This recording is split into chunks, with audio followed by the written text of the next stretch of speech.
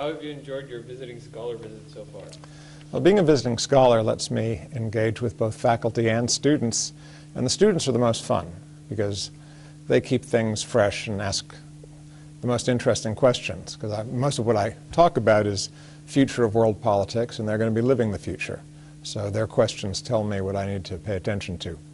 The other thing I like is that most of my visiting scholar trips are to small private universities, and I hadn't really appreciated the critical role and the strength that small private universities play in America's education system. There's really no equivalent to these in most countries abroad, so it's something special. How does the Visiting Scholar Program contribute to the intellectual life of the campuses?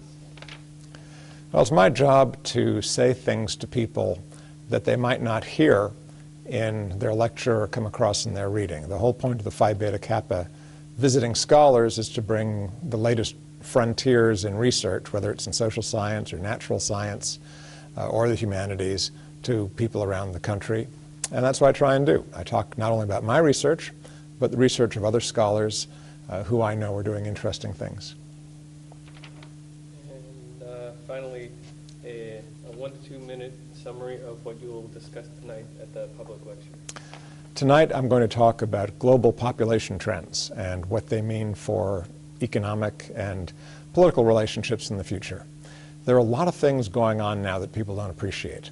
The shift in the world from being mostly agricultural to mostly urban has now taken place. A majority of human beings now live in cities, and by 2030, almost 2/3 of people will live in cities. In fact, urban population is growing much faster worldwide than total population. And how those people live, whether their cities are clean and healthy and productive, or whether they unfortunately come to fester diseases and violence, is going to determine quality of life for about 3 billion people.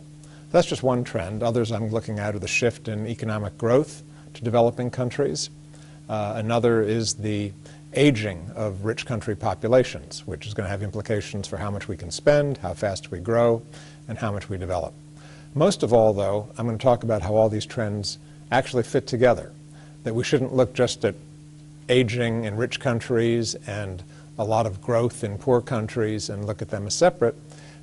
I think they offer an opportunity to bring things together.